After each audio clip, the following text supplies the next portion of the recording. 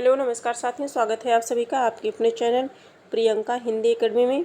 मित्रों, जैसा कि हम सभी डॉक्टर वासुदेव नंदन प्रसाद जी की जो बुक है आधुनिक हिंदी व्याकरण और रचना, इससे हम सभी जो है क्वेश्चन मूल तथ्य को पढ़ रहे हैं। एक एक टॉपिक हम सभी कवर कर रहे हैं और पहुँचे हैं क्रिया पर। संज्ञा सर्वनाम क्रिया है ना, विशेषण को कंप्लीट कर लिया है, क्रिया पढ़ रहे हैं। क्रिया से संबंधित जो भी प्रश्न बनते हैं, अगर हम इसे ध्यानपूर्वक पढ़ते हैं तो हमारे प्रश्न इनमें से मिल जाएंगे। इसका जो पहला प्रश्न हम लोगों ने पढ़ा है। इसकी जो पहली क्लास है, इसकी एक क्लास हो चुकी है।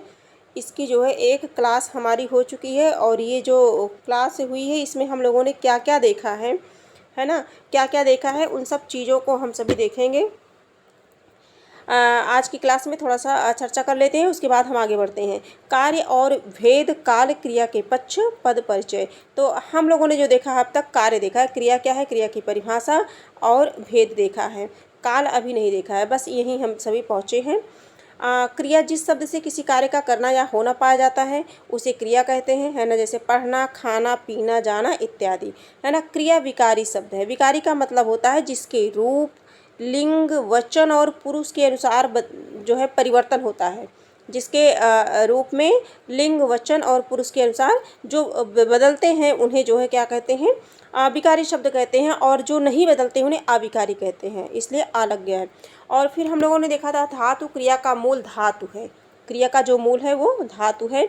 और धातु में शायद आप समझ पा रहे होंगे कि जैसे है, अगर मान लीजिए हम कह देते हैं कि धातु क्या है, तो जैसे पढ़ना है तो ये मूल धातु क्या है, पढ़ है ना। लिखना है अगर, तो मूल धातु क्या है, लिख है। और ये जो ना है, ये ना प्रत्यय जोड़ करके पूरी क्रिया कंप्लीट की गई है। तो मूल शब्द जो है वही धातु कहलाते हैं। आगे हम सभी देखेंगे धातु के भेद देखा था हम लोगों ने, फिर देखा था यौगिक धातु की रचना देखा था। और फिर यहाँ से हम लोगों ने देखा था प्रेरणार्थक क्रिया देखी थी। फिर प्रेरणार्थक क्रिया के बाद प्रेरणार्थक क्रिया, जैसे हम जब कोई कार्य स्वयं ना करके किसी दूसरे से करवाते हैं तो वही प्रेरणार्थक क्रिया हो गई, है ना। फिर प्रथम और द्वितीय प्रेरणार्थक क्रिया। आगे देखा था यौगिक क्रिया हम लोगों ने देखा था। फिर रचना की दृष्टि से क्रिया के भेद सकर्मक और अकर्मक दोनों को हम लोगों ने कंप्लीट कर लिया था। देखिए, सकर्मक और अकर्मक ये दोनों क्रिया बहुत ही इंपॉर्टेंट है, पूछी जाती है परीक्षा में। आप सभी इसे एक दो बार और पढ़ लीजिएगा। आगे हम सभी ने देखा था जो है ये कर्मक सकर्मक हो गया, अकर्मक क्या है, सकर्मक क्या है, इस तरह से देखेंगे। और अगला आज जो हम सभी को देखना है द्विकर्मक क्रिया देखना है। द्विकर्मक क्रिया देखेंगे, फिर इसके बाद देखेंगे संयुक्त क्रिया। तो इतना जितना बताया गया, ये सारी जो है सारे तथ्यों को हम सभी जो है पिछली क्लास में समझ चुके हैं। तो आज की क्लास में जो हम सभी समझने वाले हैं ये है हमारा जो है द्विकर्मक क्रिया, जिसमें दो कर्म हों। कुछ क्रियाएं एक कर्म वाली और दो कर्म वाली होती हैं। जैसे राम ने रोटी खाई, इस वाक्य में कर्म एक ही है, रोटी, किंतु मैं लड़के को देखें, एक ही है रोटी, है ना। पहले अच्छे से समझ लेते हैं, पहले पढ़ लेते हैं अच्छे से। कुछ क्रियाएं एक कर्म वाली होती हैं और दो कर्म वाली होती हैं, ठीक है। जैसे राम ने रोटी खाई, राम ने रोटी खाई, तो जो रोटी है वो एक ही है। इसमें जो कर्म है, कहने का मतलब वो एक ही है ना। कर्म एक ही है। राम क्या कर रहा है, राम कर्ता हो गया, रोटी खा रहा है। लेकिन मैं लड़के को वेद पढ़ाता हूँ। अब देखिए यहाँ इस वाक्य से समझिए, मैं लड़के को वेद पढ़ाता हूँ, तो मैं दो कर्म हैं, एक लड़के को और एक वेद। मैं वेद पढ़ाता हूँ, सिंपल, मैं लड़के को वेद पढ़ाता हूँ, तो दो कर्म हुआ कि नहीं हुआ। इसीलिए यही अंतर समझना है। इस प्रकार से द्विकर्मक क्रिया होती है। संयुक्त क्रिया देखेंगे हम सभी। जो क्रिया दो या दो से अधिक धातुओं के मेल से बनती है उसे संयुक्त क्रिया कहते हैं। संयुक्त का मतलब ही है मेल। जैसे घनश्याम रो चुका, किशोर रोने लगा, वह घर पहुंच गया। इन वाक्यों में रो चुका, रोने लगा और पहुंच गया संयुक्त क्रियाएं हैं। विधि और आज्ञा को छोड़कर सभी क्रियापद दो या दो से अधिक क्रियाओं के योग से बनते हैं। किसे छोड़ करके, विधि को और आज्ञा को। किंतु संयुक्त क्रियाएं इनसे भिन्न है, क्योंकि जहाँ एक और साधारण क्रियापद हो रो, सो, खा इत्यादि ये साधारण क्रियापद हैं, धातुओं से बनते हैं। वहीं दूसरी ओर संयुक्त क्रियाएं होना, आना, जाना, रहना, रखना, उठना, लेना, पाना, पढ़ना, डालना, सकना, चुकना, लगना, करना, भेजना, चाहना इत्यादि के योग से बनती हैं। इसके अतिरिक्त सकर्मक तथा अकर्मक दोनों प्रकार की संयुक्त क्रियाएं बनती हैं। सकर्मक भी बनती हैं और अकर्मक भी बनती हैं। आगे हम सभी देखेंगे, आगे जो है देखेंगे हम सभी इसमें कि जो है अकर्मक क्रिया से कैसे बनती है। लेट जाना, देखो लेटना और जाना दो हो गया ना।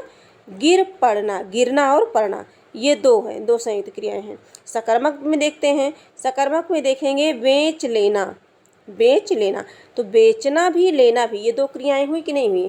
काम करना, काम करना, बुला लेना, बुला लेना, मार देना। संयुक्त क्रिया की एक विशेषता यह है कि उसकी पहली क्रिया प्रायः प्रधान होती है। पहली क्रिया क्या होती है? प्रधान होती है। किसकी विशेषता है? संयुक्त क्रिया की।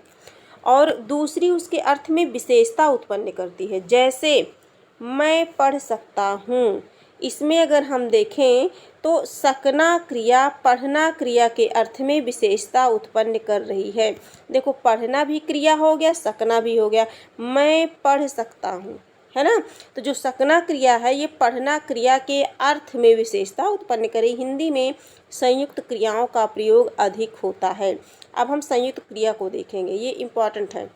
संयुक्त क्रिया के भेद बताया गया है। अर्थ के आधार पर क्रिया के कितने भेद हैं? तो 11 भेद हैं।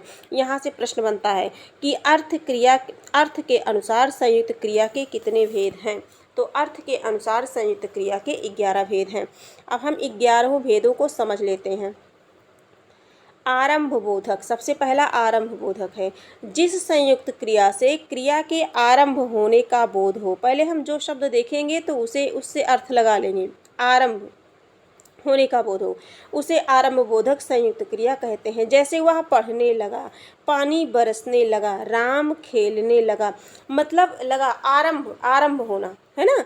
मतलब करने लगा, पढ़ने लगा, पानी बरसने लगा, राम खेलने लगा, मोहन खाने लगा। जो क्रियाएं क्या हों? आरंभ हो रही हों, है ना। आरंभ होने का मतलब ये हो रही हैं, वर्तमान समय में घटित हो रही हैं। समाप्ति बोधक, दूसरा क्या है? समाप्ति बोधक। ठीक इसी का हो गया उल्टा। जिस संयुक्त क्रिया से मुख्य क्रिया की पूर्णता, व्यापार की समाप्ति का बोध हो, वहाँ समाप्ति बोधक संयुक्त क्रिया है। जैसे वह खा चुका है ना, जो हो गया, जो भूतकाल का है वो समझ लो। वह पढ़ चुका है, धातु के आगे झुकना जोड़ने से धातु के आगे चुकना जोड़ने से समाप्ति बोधक संयुक्त क्रियाएं बनती हैं।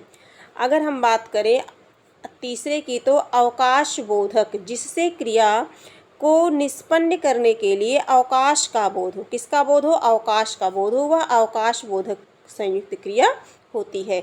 उदाहरण अगर हम समझें, वह मुश्किल से सो पाया, जाने ना पाया। वह मुश्किल से सो पाया, जाने ना पाया। ठीक है, ये क्या है? जाने ना पाया, है ना, मुश्किल से सो पाया। ये अवकाश बोधक क्रिया कहलाएगी। इसके देखते हैं भी आगे और। हाँ, अगला है अनुमति बोधक। चौथा, 11 टोटल बताए गए हैं, अभी हम लोग 4 पे पहुँचे हैं। अनुमति बोधक, जिससे कार्य करने की अनुमति दिए जाने का बोध हो, वह अनुमति बोधक संयुक्त क्रिया है। जैसे मुझे जाने दो, मुझे बोलने दो। यह क्रिया देना धातु के योग से बनती है। जैसे देना, देना धातु, यह क्रिया जो है देना धातु के योग से। धातु क्या है? देना है ना। मतलब मुझे जाने दो, दो मतलब दो, देना देना, मुझे बोलने दो, मुझे कार्य करने दो। अनुमति बोधक है, इसी शब्द से स्पष्ट कर लीजिए। नित्यता बोधक क्या होता है? नित्यता बोधक के विषय में देखेंगे। 5वां हमारा है नित्यता बोधक। जिससे कार्य की नित्यता, उसके बंद न होने का भाव प्रकट हो, वह नित्यता बोधक संयुक्त क्रिया है। जैसे हवा चल रही है, पेड़ बढ़ता गया, तोता पढ़ता रहा। मुख्य क्रिया के आगे जाना या रहना जोड़ने से नित्यता बोधक संयुक्त क्रिया बनती है। आवश्यकता बोधक हम देखेंगे। आवश्यकता बोधक क्रिया को देखेंगे। जिससे कार्य की आवश्यकता या कर्तव्य का बोध हो, वह आवश्यकता बोधक संयुक्त क्रिया कहलाती है। जैसे यह काम मुझे करना पड़ता है, यह काम मुझे करना पड़ता है, तुम्हें यह काम करना चाहिए। साधारण क्रिया के साथ पढ़ना होना चाहिए। क्रियाओं को जोड़ने से आवश्यकता बोधक संयुक्त क्रियाएं बनती हैं। क्या क्या जोड़ने से? साधारण क्रिया के साथ पढ़ना होना चाहिए। क्रियाओं को जोड़ने से आवश्यकता बोधक संयुक्त क्रियाएं बनती हैं। 7वां देखेंगे निश्चय बोधक क्रिया। निश्चय बोधक देखेंगे, जिस संयुक्त क्रिया से मुख्य क्रिया के व्यापार की निश्चितता का बोध हो उसे निश्चय बोधक संयुक्त क्रिया कहते हैं। जैसे वह बीच में ही बोल उठा, उसने कहा मैं मार बैठूंगा, वह गिर पड़ा। निश्चय बोधक, अब दे ही डालो। इस प्रकार की क्रियाओं को पूर्णता या नित्यता का भाव वर्तमान है। आगे देखेंगे इच्छा बोधक देखेंगे, इससे क्रिया के करने की इच्छा प्रकट होती है। जैसे वह घर जाना चाहता है, जिसमें इच्छा प्रकट की जाए वो इच्छा बोधक। मैं खाना चाहता हूँ। क्रिया के साधारण रूप में चाहना क्रिया जोड़ने से इच्छा बोधक संयुक्त क्रियाएं बनती हैं। अभ्यास बोधक, इससे क्रिया के करने के अभ्यास का बोध होता है। सामान्य भूतकाल की क्रिया में करना क्रिया लगाने से अभ्यास बोधक संयुक्त क्रियाएं बनती हैं। जैसे उदाहरण देखते हैं हम, जैसे यह पढ़ा करता है, तुम लिखा करते हो, मैं खेला करता हूँ। ये क्या है? अभ्यास बोधक है। मैं पढ़ा करता हूँ, है ना, ये अभ्यास में मैंने इसे ला लिया है कि पढ़ना है मुझे, मैं पढ़ा करता हूँ। तुम लिखा करते हो, है ना, अभ्यास बोधक। शक्ति बोधक देखेंगे, 10वां देखेंगे, इससे कार्य करने की शक्ति का बोध हो। मैं चल सकता हूँ, वह बोल सकता है, वो मतलब कर सकता है, उसके अंदर ऐसी क्षमता है, ऐसी ऊर्जा है, ऐसी ताकत है, ऐसी शक्ति है कि वो कर सकता है ना। पुनरुक्ति संयुक्त क्रिया, जब दो समानार्थक अथवा समान ध्वनि वाली क्रियाओं का संयोग होता है तब उन्हें पुनरुक्ति संयुक्त क्रिया कहते हैं। जैसे वह पढ़ा लिखा करता है, वह यहाँ प्रायः आया जाया करता है। आया जाया इसे पुनरुक्ति कहते हैं। पढ़ा लिखा, पड़ोसियों से बराबर मिलते जुलते, पढ़ा लिखा, आया गया, खाया पिया, मतलब जैसे आया जाया, आया जाया, इस तरह से ये क्या है? पुनरुक्ति, मतलब पुनः जो कहा जाए पुनरुक्ति संयुक्त क्रिया होती है। तो इस प्रकार से हम सभी जो है आज इतना देखेंगे। 11 क्रियाओं को देख लिए अर्थ के आधार पर, बाकी जो है हम अगली क्लास में देखेंगे। थोड़ा सा देख लेते हैं। द्विकर्मक क्रिया को हम लोगों ने देखा, फिर हम लोगों ने संयुक्त क्रिया को देखा, फिर संयुक्त क्रिया में सकर्मक क्रिया किस तरह से बनती है और अकर्मक क्रिया किस तरह से सकर्मक क्रिया से, जैसे लेट जाना, लेटना और जाना, दो क्रियाएँ साथ में हैं, है ना। संयुक्त क्रिया के 11 भेदों को देखा हम लोगों ने। सबसे पहले देखा आरंभ बोधक, फिर समाप्ति बोधक, फिर अवकाश बोधक, ये 3 हो गए। 3 के बाद जो है चौथा देखेंगे अनुमति बोधक, फिर नित्यता बोधक हो गया, फिर आवश्यकता बोधक हो गया। आगे हम देखेंगे निश्चय बोधक देखेंगे, इच्छा बोधक देखेंगे, आवश्यकता बोधक देख चुके हैं। आगे हम लोगों ने देखा अभ्यास बोधक, शक्ति बोधक, पुनरुक्ति संयुक्त क्रिया। तो इस प्रकार से अर्थ के आधार पर क्रिया के 11 भेद होते हैं। ये वेरी इंपॉर्टेंट क्वेश्चन है ये। आगे जो है जब ये और स्पष्ट तब होगा जब हम इसकी प्रैक्टिस सेट करेंगे। तो प्रैक्टिस सेट भी आप सभी को करा दी जाएगी। आप सभी बिल्कुल निश्चिंत रहिए, बस पढ़ते रहिए। क्लास जो क्लास जाए उस क्लास को आप पढ़ते रहिए, 1-2 बार रिवीजन करते रहिए। आज की क्लास यहीं तक है, फिर हम मिलेंगे एक नई क्लास के साथ मिलेंगे और इसी को कंप्लीट कराना है। क्रिया पढ़ेंगे, इसके बाद वाच्य परिवर्तन पढ़ेंगे, वाच्य पढ़ेंगे, फिर काल पढ़ेंगे, फिर हमारा ये चैप्टर जो है थोड़ा कंप्लीट होगा, फिर हम आगे बढ़ेंगे। इसी तरह से हम सभी करते रहेंगे। तो आज की क्लास यहीं हम समाप्त करते हैं। अगर ये क्लास किसी कारणवश आपको उपयोगी लगी हो तो आप इसे लाइक, सब्सक्राइब और शेयर कर दीजिए अपने कुछ मित्रों तक।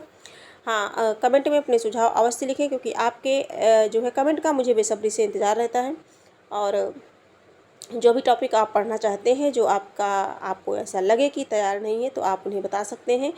उस पर क्लास ली जाएगी, उससे जो है क्वेश्चन बनाए जाएंगे जो परीक्षा में आने योग्य हैं। ऐसा लगेगा कि हाँ ये परीक्षा में पूछा जा सकता है। तो इस माध्यम से, इस तरह से हम सभी जो है उस टॉपिक को आसान बना सकते हैं। आप सभी अपनी तैयारी करते रहिए और इस क्लास को यदि आप देखेंगे तो हमारी उम्मीद यही है कि ये क्लास जो है आपकी तैयारी को और बेहतर बनाएगी। तो आज की क्लास यहीं है, फिर हम मिलेंगे। तब तक के लिए धन्यवाद।